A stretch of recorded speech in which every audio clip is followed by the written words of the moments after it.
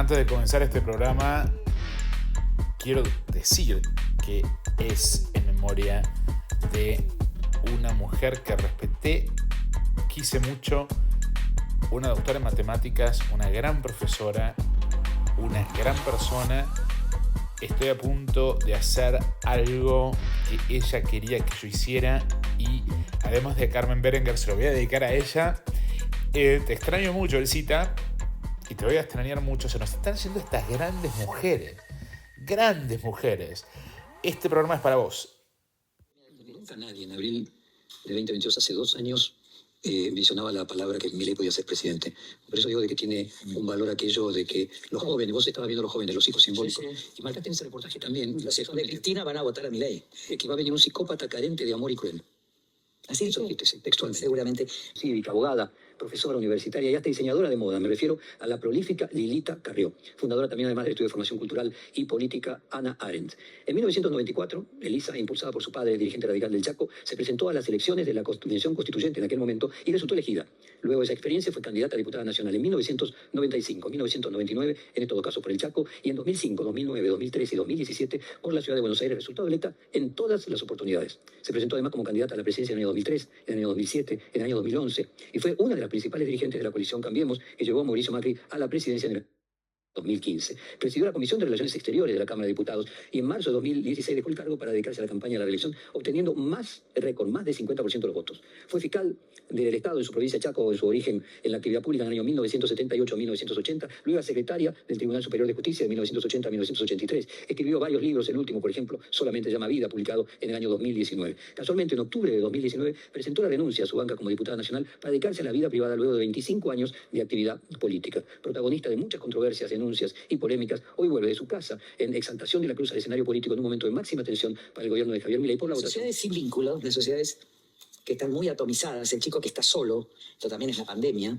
cuando las sociedades se atomizan y se vuelven individualistas y carentes, ya te digo, de una perspectiva, no es el consigo mismo profundo, sino es que no tengo nada que hacer conmigo, no sé qué hacer conmigo, puede ser muy... vos tenés que tener un punto de expresión, ese punto de expresión lo puede tener alguien que sea como vos, que esté encerrado en un lugar. ¿Quién lo expresa? Pueden ser 4 hermanos o pueden ser 4 o 5 perros, no desconozco el número, ¿está? Que ve el mundo desde los golpes de su infancia, pero que quiere ser famoso y que quiere ser rico, que nadie se engañe. Esta semana la vamos a dedicar a Lilita Carrió. Yo soy Rodrigo Cañete, esta es La Mala Educación y si les interesa, suscríbanse y que se difunda de boca en boca. Yo no participo de las redes sociales. Lilita Carrió es una personalidad clave de la política de los últimos 30 años en la Argentina, que hizo su aparición estelar en la Convención Constituyente de 1994. Y desde allí pudo conformar un espacio político ambivalente, justificado con el rótulo de humanista, con un discurso anticorrupción, que sin embargo respeta valores de tradicionalismo provinciano, que constituyen los fundamentos conservadores liberales mismos de esa corrupción que supone combatir. Esto queda en evidencia en sus relaciones políticas y el modo en el que construyó poder, interviniendo directamente en un entramado rizomático en los 3 poderes del Estado, desde la Convención Constituyente. A pesar de esta maquiavélica raíz, su narcisismo compite contra el nietzscheanismo necesario para llegar a la presidencia. Su espacio siempre fue residual y reactivo, y su personalismo hizo que los dirigentes la usaran como plataforma para ganar notoriedad y construir poder. Traicionándola, apenas lo logran. Ella presenta su resentimiento con un discurso maternal que en realidad es paternalista y tradicionalista, basado en un supuesto afecto que le instala en una matriz cristiana de la cual ella no puede distanciarse, ¿no? Y Milei. El espacio público está construido hoy en la Argentina a través de una serie de pactos espurios que espejan los pactos políticos, pero en el ámbito periodístico y mediático, mediante el cual el entrevistado, que mide bien, y en esto Lilita mide bien, acepta ir con la condición de que se lo deje monologar. Lilita Carrió es pionera en lo que hoy ha llevado Milei al más alto nivel institucional, que es el monólogo ególatra que invisibiliza al otro y impide que 2 o más cabezas piensen más que una. Para ella esto es directamente impensable porque ella se presenta, es decir, esto de no monologar, se presenta como el alfa y el omega de una verdad política, teórica y mística que cree tener. Como Eduardo Frei en Chile, por herencia paterna. Ni me agrando en la victoria, ni me perturban las derrotas. Creo que la única que fue la mejor derrota es la del 1,8. Porque esa derrota te fortalece, ¿no? Esa derrota te dice, vos contra un pueblo. Vos contra un pueblo que no quiere ver. Es una conservadora en su vida y en la profesión. Según su CV, entró a la universidad a los 15 años. Se casó adolescente y se divorció un año después. Desde su punto de vista tradicionalista y ultrapatriarcal, ella se construye como una pionera y tal vez en su círculo provinciano lo sea. Además, en cuestión de preferencias sexuales, hay que ser extremadamente cuidadoso por los fluctuantes de las mismas. Pero me consta que tuvo relaciones con al menos 2 mujeres en la década del 90 cuando yo trabajaba con el vicepresidente de la comisión. Eh, con estas 2 mujeres estableció un tipo de amistad, esto yo lo vi, íntima, que si bien no me consta que fuera sexual, al menos compartían camas y duchas. Eh, Corro lo sexual porque es irrelevante. Y además Lilita pertenece a una generación y cultura en la que el deseo lésbico se sublima en apoyos políticos, comentarios o manifestaciones públicas, que es lo que en definitiva terminó pasando. También recientemente apareció asociada y dio honores a personas de calidad y moralidad dudosa. O lo pionero del mismo, de su propia carrera, según ella, está en haber seguido a rajatabla y cumplido rápidamente con el mandato paterno. Ir a la universidad temprano, casarse, ser madre, y una vez que cumplió con todo, meterse en política. En esto tiene un análogo en Cristina Guzmán, mi amiga, pero esta última es fina en serio. Lo que crecientemente aparece en el discurso de Lita Carrió es la referencia a lo heredado y a los amigos de la política. Que si bien no coinciden exactamente con lo que Milei denomina como la casta, no están demasiado lejos. Y esto es algo que quiero debatir, ya que su noción de amistad es muy argentina y muy ambigua y muy peligrosa en política. Como bien sabido, y a pesar de lo que manifiesta, Lilita proviene de una familia profesional en lugar de tradicional del Chaco. Allí se casa y su matrimonio dura un año, tiene hijos, cumple con el patriarcado, y eso le da margen para respirar y una plataforma para que su voz sea escuchada. En esto no hay nada malo. Es más, es aplaudible. En esa matriz matripatriarcal, que como digo, es más imaginaria que real, esa se sitúa como ocupando todos los lugares. Y acá empiezan los problemas. Uno de los lugares que pretende ocupar es el de pitonisa o visionaria. La que ya lo había dicho. La que ya sabía quién era Milei antes que apareciera en la escena. La que ya lo había escuchado. La que ya lo había denunciado.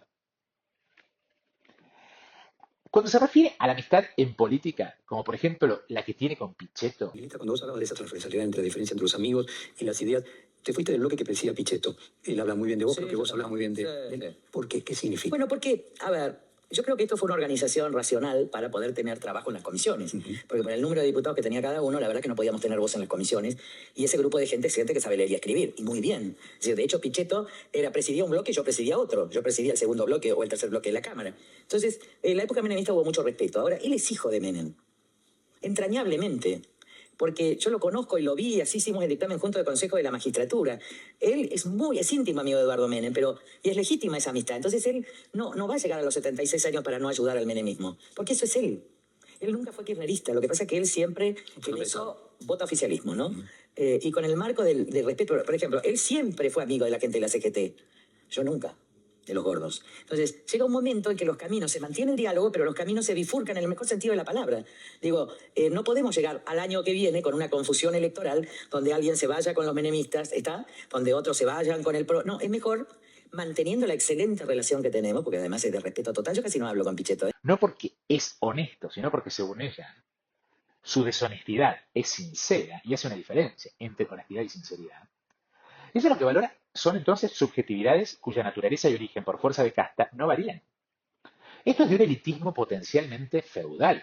Quiero a muchos que no son buenas personas. Porque uno los afectos, como dice Pérez Reverte, ¿viste? Yo aprendí a querer hasta algunos PJ, ¿viste? Que eran terribles, ¿no? Como el gringo Soria, pero lo llegué a querer porque era honestamente así. ¿Qué quiero decir? Él no tapaba nada. A mí lo que me espanta de los espacios es la hipocresía. En esto Milei no es hipócrita. Y tal vez por esto es que sus preferencias supuestamente liberales en materia política sean los contractualistas, que ella dice ser estudiosa. Ante la duda, o cuando cualquier pacto se pone en peligro por la naturaleza cooperativa o no cooperativa del ser humano, ella exige un sistema legal de policía que asegure que cada uno ocupe el lugar que le corresponde en la polis. Esto, prima facie, pareciera estar bien, pero la diferencia con Milley es de grado, no es esencial. La pitonisa místico-cristiana en un esquema paleolítico de gran diosa madre, imaginario, y la abogada prodigio contractualista son dos ríos que confluyen, es decir, la mística y la profesional, para presentar una fachada que encuentra como primer plataforma sus cátedras de Derecho en la universidad pública. Pelea, ¿eh? ¿Te acordás cuando decía que dominaba a Hegel? Ay, yo me reí tanto ese día porque ella es la expresión de la contratapa de un libro, ¿no? Es decir, el que lee la contratapa. Pero sí, el estilo del insulto, del agravio, esto del liberalismo no tiene nada. O sea que vos ves a Milei triunfando electoralmente en 2025. Siempre peor, Triunfando, quiero decir, siempre mejorando. veo la peor de las posibilidades en términos de mejor humanidad, mejor república, mejores instituciones. Entonces yo veo, la peor alternativa, vos tenés que contar con esa. Porque si contás con la mejor alternativa... Sus investigaciones anticorrupción, presentadas como proyectos de ley, que por su talento legislativo, ella, y mediático, pero ineficacia en materia política, acaban en leyes sancionadas, que ni siquiera son vetadas por el Poder Ejecutivo, pero que a falta de acuerdos políticos reales, solo basados en denuncias y proclamas mediáticas, acaban como cáscaras vacías, ineficaces, cuya reglamentación hace de ellos letra muerta. Por esta razón, siempre hay un tono melancólico y frustrado en su discurso. Espero que el juez tal sea, bla, bla, bla, bla, bla, de acuerdo a la ley, bla, bla. Espero que tal, esa it's hope. Toda esa esperanza en la vida política de ella. Por esta razón hay un tono, melancólico y frustrado en su discurso político. Algo de oportunidad perdida que refuerza una vuelta nostálgica hacia un principio ideal proyectivo que tiene que ver con los padres de la patria, la herencia, y cierta idea de pureza humanista basada, para decirlo en sus términos, en el estado de naturaleza devenido en sano acuerdo político para lo que se necesita de una esfera civil fuerte. Entonces ahí me acordé del huevo de la serpiente, la película de Barbara. Es decir, las sociedades, esto pasó en Alemania, sociedades rotas, ¿no? La sociedad rota, ya había pasado la hiper, pero la sociedad estaba rota. Y un hombre que tenía relaciones sexuales con una sobrina, joven, muy joven, que tuvo, obviamente, era un caso de abuso terrible, manipulador, un hombre que no se sentía alemán porque era austríaco, era un gran actor. Esos bares de Múnich.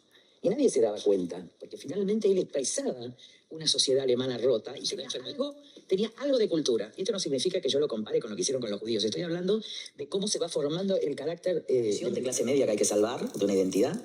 Y parto que esta sociedad puede ser de nuevo engañada por los mismos de siempre, porque yo los veo a los tipos con los que compartí y peleé en el 94. Es casi un retroceso histórico que vi repetición. Vi toallas del pasado, sí, pero agravadas. Entonces, creo que hay un espacio para clases medias cultas, para personas que se han formado, para clases pobres con cultura del trabajo, para clases que se sienten de clase media, pero son pobres, para gente decente.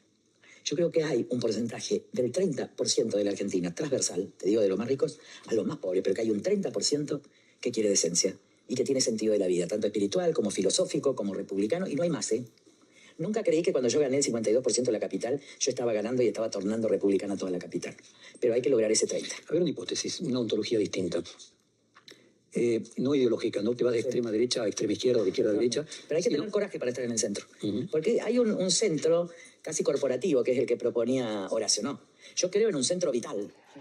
Por supuesto, todo esto es teoría, y no muy sofisticada, o mejor dicho, retrógrada, de la que se enseña en la UBA, o se enseñaba en la UBA, en el CBC o en teoría política, cuyos avances son, según ella, pensadores como Robert Nozick, John Rawls, o una lectura muy básica de la Escuela de Frankfurt, que no es sino un refrito de valores irrefutables que le sirven a la clase media para creer que hay una utopía a la que apuntar, pero esa utopía demanda la desaparición de la cultura joven, las villas y los negros. Entonces, de fondo, estuviste obligada leyendo lo que no te gusta, la ética de la libertad, de Murray Rothbard. No sé si leíste Economía, Hombre y Estado, que es anterior. Me gustaría que después de haber estudiado a Rothbard, que es podríamos decir, el maestro de Milei, trates de compartir con nuestra audiencia los puntos oscuros de esa ideología o los... Los oscuros, digo, yo no tengo problemas. Él produce una perversión de la filosofía. De forma a Locke, porque yo soy estudioso de los grandes contractualistas, para que la gente recuerde, son Hobbes, Locke y Rousseau. Pero después de la guerra y en el medio de la guerra empiezan a darse, se da el debate sobre cuáles son las sociedades más justas, es decir, cómo armar un Estado que sea justo, porque después de lo que pasó en Europa y después de todos los muertos, había que armar sociedades más justas. Entonces ahí viene un gran debate en Estados Unidos que por un lado lo protagoniza John Rawls, El velo de la ignorancia. con el velo de la ignorancia y cómo logramos las sociedades cada vez más libres, pero también de igualdad de oportunidades. Ahí viene la discriminación inversa, ¿no? La igualdad de oportunidades. Después está Robert Nozick, que es un grande, un ultraliberal, pero que habla del Estado mínimo. Pero en ese sentido Robert Nozick es extraordinario porque dice, en realidad supone una renta universal, ¿no? Dice, la felicidad no se mide por el dinero, cada uno la mide según su vocación. Si yo puedo ser feliz pintando, etcétera, etcétera, habla más de la vocación, su Dios no es el dinero. En cambio, este hombre, está Working en Yale, que habla del Estado de Justicia, que yo hablé esto en la Convención Constituyente para votar en contra del núcleo de conciencias básicas. Y esto lo que refuerza es el Facundo de Sarmiento. Lilita quiere ciudadanos con toga y sentido del buen gusto y la belleza. Pero miren el video que estoy mostrando. Por casa, ¿cómo andamos? La relación entre cátedra, que en latín significa silla, y cristianismo es directa, sobre todo en el primer cristianismo, en el protocristianismo, en el paleocristianismo. Esto puede verse en las catacumbas, como la de Marsilia Priscilla, o en la iglesia de Santa Pudenciana, en Roma, en el siglo IV, en ese ábside, en donde el rol místico no es el de pastor, sino el de profeta-profesor, el de Cristo. Que dicho sea de paso, fue la primera forma en la que Cristo fue concebido en una religión como la cristiana, que se presentó como una ideología que abraza la pobreza, pero que lejos de pobre era desde el origen profundamente aristocrática y conservadora. Pudencia era, de Santa Pudenciana, la iglesia que estoy mostrando ahora, Pudencia era la hija de un senador romano riquísimo, y para ser senador romano, como en la Argentina, había que contar con apoyos, recursos propios y apellidos. Ese es el mundo de Lilita Carrió. Y lo interesante es que no lo esconde. Es esta idea de la pitonisa, diosa madre copatriarcal y filósofa, la que se da de frente con 30 años no dedicados al estudio, sino a la política y a la gestión, por llamarlo de alguna manera. Si bien Lilita dio y da clases, sus ideas son lejos de innovadoras. Ahora hay una marcha con el busto al aire y los senos caídos. Ya no es una marcha de derechos, es una marcha de mal gusto. Está claro ya la vulgaridad. Entonces son fanáticas de no sé qué. Cuando las que abrimos el camino jamás dijimos nada. Y el hombre en esta situación se siente como caído. ¿En qué sentido? En que toda la cultura patriarcal que la transmitieron las madres, porque acá hay una corresponsabilidad. En la casa de madres autónomas e inteligentes hubo hijas autónomas e inteligentes, hijos también, pero la cultura patriarcal se dio desde las madres, que son las que crían, generó un hombre en busca del sentido. Entonces yo creo que nosotros tenemos que comprender que hay una doble avenida y que nos complementamos. Que la diversidad, el hombre tiene que tener un lugar. No va a ser el lugar que históricamente le dio el patriarcalismo moderno, sobre todo la Revolución Francesa, pero tiene que tener un lugar y tiene que tener una dignidad y tiene que tener un valor. Yo creo que en eso el hombre duro debe dar lugar al hombre tierno, porque el hombre duro se acabó. El verdadero hombre y la verdadera mujer tienen algo en común, que no es el amor erótico, porque también la erótica se promueve por la pornografía, que es la ternura. Y yo creo que la gran ausencia de Dios en el mundo, que yo la critico porque nadie habla de Dios, es la ausencia de la ternura. Y donde no hay ternura hay guerra, y donde no hay ternura hay fanatismo, y donde no hay ternura hay atomización. Está muy pero muy lejos de ser un intelectual. Las suyas son una serie de refritos y obviedades que conforman una cosmogonía que podríamos denominar de sentido de superioridad tradicionalista ex ante de élite provinciana o de señora de Recoleta. Tal vez el cáncer argentino, porque frente a ese conservadurismo contra el que emerge el corporativismo peronista, no esté solo en el peronismo, sino que esté también ahí. El espíritu republicano que tenían Alem, que ya no lo tenía Irigoyen, que lo tenía Marcelo T. Alvear, pero el espíritu humanista republicano de Alem, de libertad de expresión, de liberalismo económico, de liberalismo social. Es ahí donde se cruza la variable de la universidad pública y el marxismo, lo que abona otra dimensión más a su contradictoria vocación de ocupar todos los espacios y acabar con una ensalada ideológica que la incapacita para la política real. Porque es literalmente imposible armar un programa de acción convincente con semejante ensalada.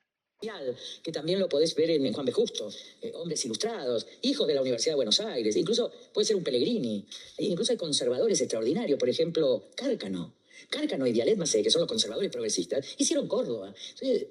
Y lo que existe es una estructuración de la realidad entre izquierda y derecha, y esa estructuración de la realidad entre izquierda y derecha, sociedad civil, sociedad política, es su gran problema de comprensión.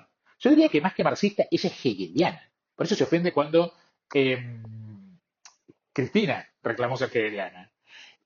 ¿Y qué quiero decir con esto? Por hegeliana, para los que no saben, pues no tienen por qué saber. Digo, por hegeliana, por el filósofo alemán, me refiero a estructurar la realidad en juegos de opuestos, que no solo son izquierda y derecha, sino de manera aún más confusa, a lo Kant, Immanuel Kant, filósofo alemán, en donde se divide la realidad entre el mundo espiritual y el mundo material. Porque su soporte, que es su hermana menor, es Karina, pero es la que decide políticamente. Ella es la jefa. Entonces, cuando ella es Moisés, yo soy Aarón, bueno, si es así, él va a construir el becerro de oro que va a ser roto por Dios. Pero el problema es que ella... Que es el dólar. Bueno, el Dios de la Argentina es el dólar. Esto lo fue siempre. Entonces, vamos a ver si está traicionando esto, porque no vienen los dólares. ¿Está claro? No está traicionando. Él tiene que darle dólares a estos chicos para que compren las computadoras, que puedan comprar la Apple, porque en realidad el dólar es el mecanismo para que los jóvenes puedan tener acceso a la tecnología. La verdad que hoy es la tecnología inaccesible para un chico de 14 o 16 años. Entonces, en esto él traicionó. Traicionó en que iba a eliminar impuestos, porque los está aumentando. Traicionó al campo cuando le dijo que iba a eliminar retenciones. Todo el mundo dice él cumplió. Él no cumplió nada. Él dijo que iba a limpiar la casta, pero se asoció con la mafia. Él dijo que no tenía vinculaciones con nadie, pero todos los ministros son referentes de grupos empresariales. Entonces, me parece que sin embargo, la gente como no registra los conceptos que él da, por ejemplo, el Estado es una asociación criminal, la sociedad no sabe qué dice cuando dice una asociación criminal. Entiende lo que quiere entender, es decir, que hay un grupo en el Estado que es corrupto, cosa que nosotros venimos luchando hace 30 años. Y él actúa eso. Entonces, en realidad no va contra la casta. Él va a hacer asociación con la casta, con las mafias. Se vio hoy en la sesión en diputados. Es un nuevo saqueo. ¿Encontrás algún punto de contacto si de alguna manera la sociedad rota se viene rompiendo con el menemismo y el kirchnerismo, en el caso del menemismo, inclusive de la vulgaridad? Sí, sí, sí. La vulgaridad y la amoralidad. El mundo menemista fue un mundo amoral, donde hubo un contrato extorsivo. Yo te doy $1 barato, ahora el dólar es caro, esta es una diferencia, y a cambio vos me dejás robar y entregar la Argentina. Y ese contrato de estabilidad es un contrato amoral, porque mientras tanto la gente consentía el Polideportivo de Olivos, la gente consentía la cantidad de muertes. A mí, Que ella nuevamente y confusamente ata con alambre con un concepto de lo humano que está más cerca de lo espiritual y cristiano que de lo materialista y marxista. El tema racial en su discurso es tan ambivalente como sus definiciones sobre el racismo. que somos blancos, la verdad que somos 80% de mestizaje. Y mi mamá, que si es hija de inmigrantes puros, dice, hay rulos. Donde hay rulos hubo negros. Entonces, es muy gracioso, porque yo tengo hermanas de mi abuela que tenían rulos. Era blanco, le digo, ahí hay un negro. Me encanta, porque en el fondo somos eso. Hay mucho judío, mucho marrano, la que viene todas las grandes familias de Jujuy, Salta, Catamarca. Son judíos, son los marranos que vienen al Perú. Que podrían ser resumidas como racismo hacia abajo y hacia arriba. En ella hay una celebración de la hibridez, pero de la conquistadora y emprendedora hibridez. Los ladinos en el noroeste durante la conquista de América, las inmigraciones del nordeste a través de la iglesia y del litoral durante el siglo XVIII, los comerciantes vascos en el siglo XVIII y XIX. Sin embargo, cuando se refiere a los indios, su forma de hablar cambia, y su cara cambia, y se vuelve maternal y condescendiente. Esto es puesto en evidencia cuando cuenta la anécdota del rulo que su abuela le dijo que tiene, pero que ella, desde que la conocemos, se encargó de planchar. Porque su pelo es más fino, liso y rubio que el de una noruega. No debemos olvidarnos que, increíblemente, Lilita llevó en una lista como diputada de la ciudad a, por ejemplo, Teresa Anchorena, que es otra mujer en esta saga de mujeres que la seducen. Presentó un libro de Dolores Cáceres en la galería de Daniel Mamán. Es decir, es todo una suerte de mamarrachismo mediocre que ella presenta como iluminismo. Es decir, como que le encantan y le quitan algo de su supuesto prestigio. Esto, por supuesto, es todo pírrico. Volviendo al tema indígena, su aproximación al tema es colonial. Hasta la médula, colonial. Al mejor estilo estancia del siglo XIX, y no muy disímil de la que arribistas como Gabriel Levinas o Ticio Escobar, al servicio de ese discurso para permanecer en los medios hegemónicos, en el caso del primero, y para financiar con dinero de Stroessner el Museo del Barro, en el caso del segundo. ¿Qué significa esto? ¿Qué quiero decir con esto? Que acá hay un tipo de hegelianismo que heredita una estructura de amo y esclavo, o para decirlo más sencillamente, de opuestos cuyos ejes principales son los de ciudad-campo, corrupción, pureza, enfermedad, sanación. En este esquema de opuestos, el indio es colocado en un pedestal de pureza, pero también en una jaula de la que no puede salir. En el mejor de los casos, para no contaminarse, pero, como se ve en el discurso de Carrió, para que no contaminen, porque son unos negros de mierda, según ella. Esto se ve claramente cuando hace una diferencia insostenible para alguien de su supuesta cultura entre el morocho producto de la hibridación, y me refiero por esto el proceso de hibridación peronista desde la década del 40, y el indio Toba aislado y muriéndose de hambre en la reserva en el Chaco. Por esto, cuando desde Paraguay Ticio Escobar trata de aislar una estética guaraní, los tiene que conceptual y literalmente colocar en un pedestal de museo. Esto los higieniza, los aísla, los halaga, pero también los desarma. Como le dije en nuestra entrevista a Ticio, yo soy el guaraní que vos no podés ver. Mezclado, viajado, culto, y hablo más idiomas que vos. Es tal vez por esto que cuando Lucrecia Martelli Levinas y Gaby Levinas se enfrentaron respecto a los diaguitas, lo llamé a Levinas para que no pasara vergüenza, porque su argumento era que los documentos históricos y los registros de la Iglesia no reconocían la existencia de indios en la zona, en el siglo XIX, XVIII. La pregunta que Martel y yo le hicimos fue, bueno, pero ¿quién escribió esos registros? ¿Y a quién benefició su invisibilización estadística? Anda a buscar archivos de negros en Argentina, como nosotros tratamos en el podcast. Ni hablar de los procesos de legalización y criminalización que comenzaron ahí y de los cuales la familia de Carrió y Carrió misma emerge en nombre del humanismo. Ojo al piojo. Ellos no pueden entender que la hibridación no solo ocurrió entre vascos y gallegos en diferentes olas migratorias, sino que fue una política de Estado sistemática, implementada no solamente en Argentina, sino también en la región, por los gobiernos nacionalistas desde la década de 40, con Perón en la Argentina, con Banzer en Bolivia, en Brasil, en Chile, desde siempre. Lilita lo reconoce, sin embargo, y esto es algo que hace implícitamente al referirse a ellos como rarezas etnográficas o como adorables criaturas serviles. Eso se llama abajismo y es peor que el arribismo. De hecho, es peor porque el arribismo debería ser justificado en un momento en el que prácticamente no hay movilidad social. Para Lilita, ellos están allá y nosotros acá. Y lo que les da para justificar su propia superioridad, en este caso, de blanca moralidad a Fontevecchia y a Lilita, es el reconocimiento de la letra muerta en la reforma constitucional, que los reconocieron como indios. Se están cagando de hambre. La pregunta es, ¿cuántos miembros de los pueblos originarios presentó como candidatos? Ninguno, porque no los considera ciudadanos del ágora ateniense, que ella quiere, como Fontevecchia, y Kovadlov, y ese tipo de gente, y Severelli, y de la Rúa. Es una especie de caterva de proto-delarruistas conservadores con ínfulas de profesionales, liberales, progresistas, pro-humanistas, lectores de Hannah Arendt y respetuosos del holocausto, pero capaz que antisemita.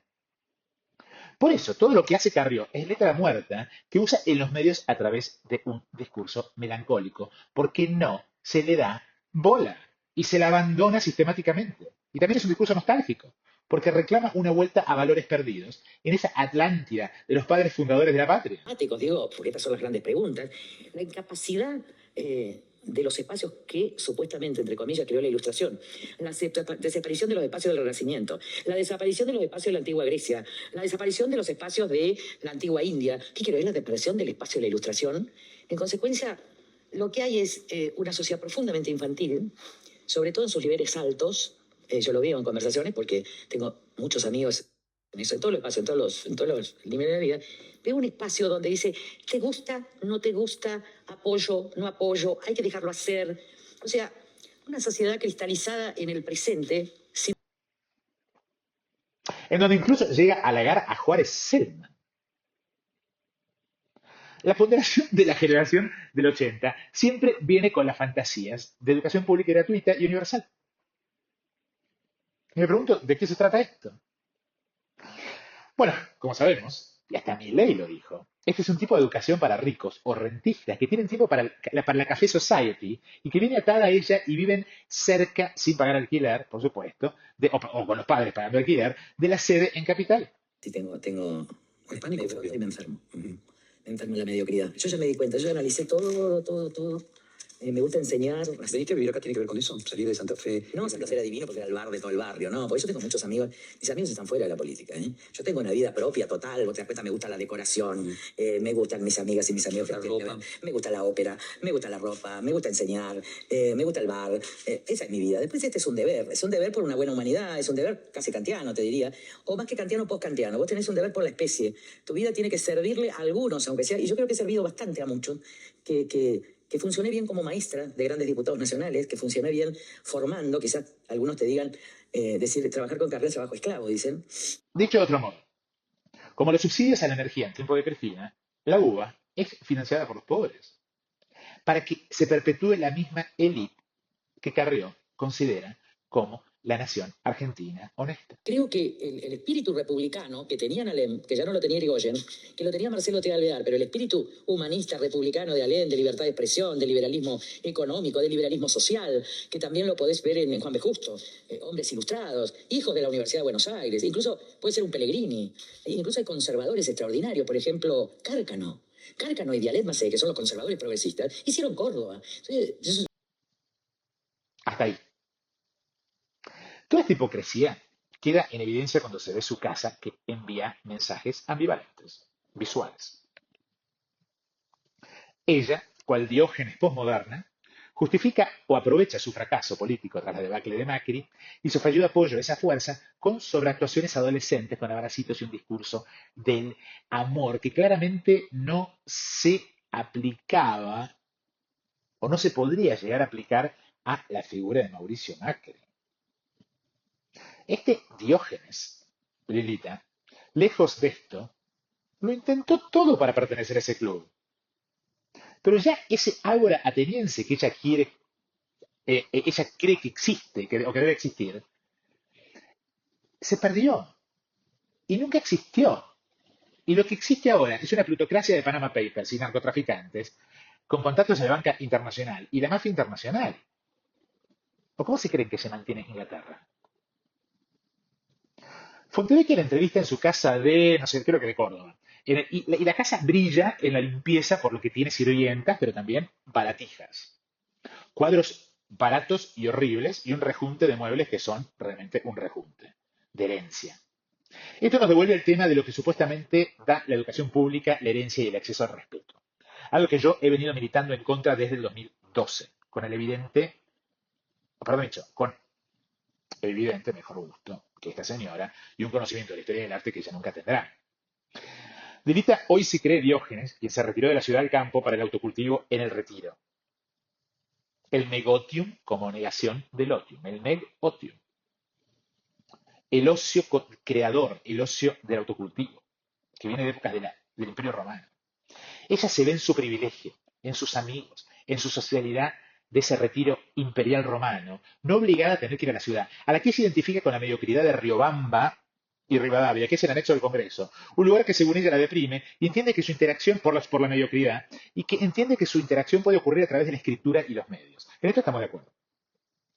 Dicho de otro modo, el mundo de Carrió es educado, liberal, tiene herencia y nombre de varias generaciones, lo que le garantiza la participación en el ágora ateniense, donde tiene lazos de amistad, incluso con lo corrupto, porque lo que importa no es la conducta, que puede ser mejor de una mucama, si se quiere, sino el origen y la tradición, y la honestidad en la corrupción, o en la deshonestidad.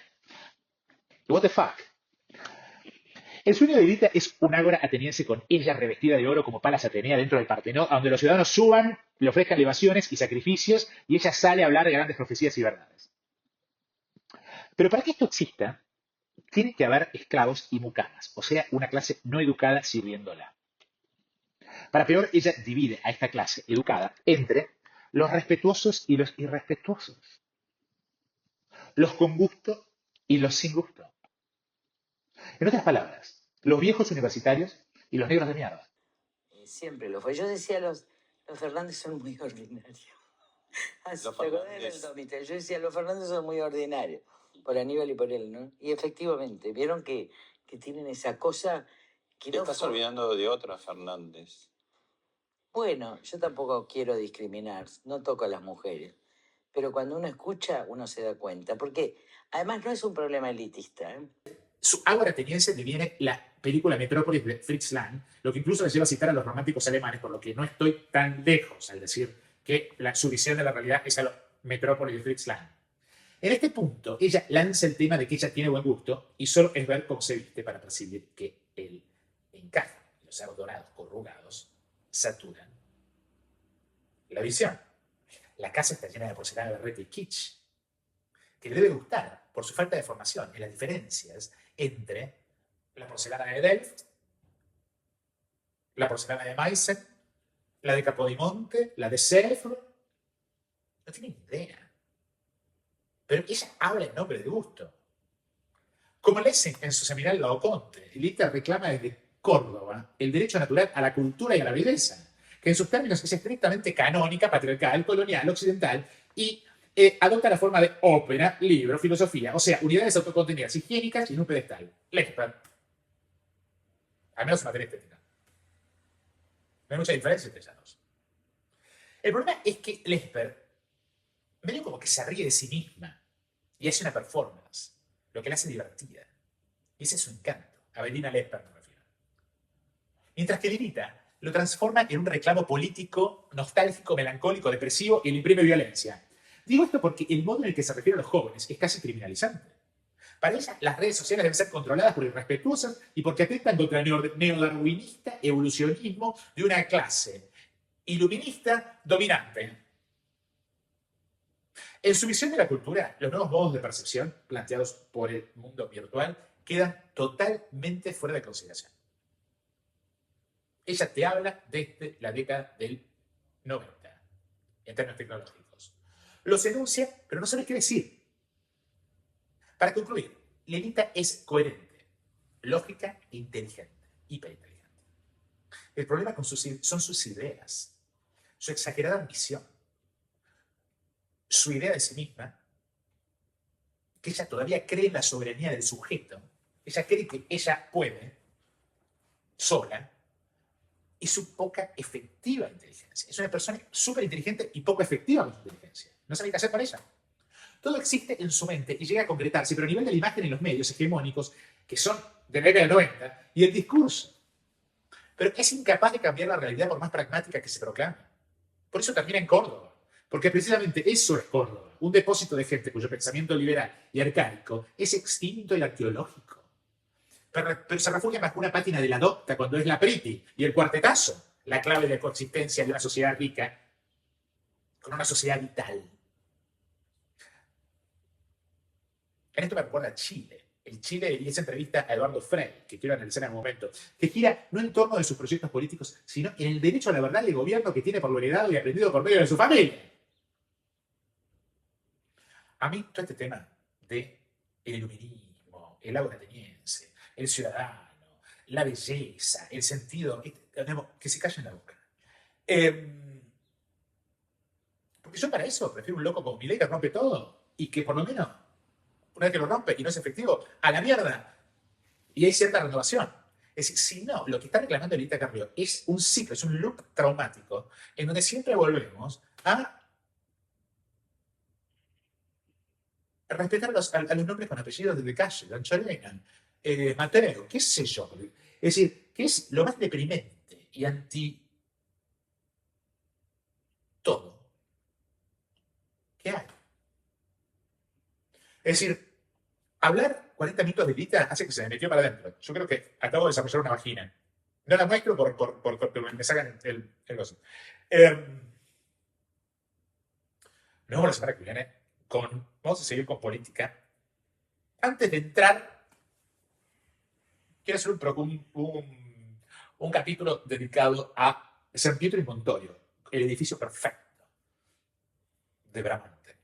Pero antes de hacerlo, quiero hablar de la relación entre Milei y Elon Musk en términos de lo que ven el uno en el otro. Es un caso muy interesante y casi como que hay algo ahí. Suscríbanse.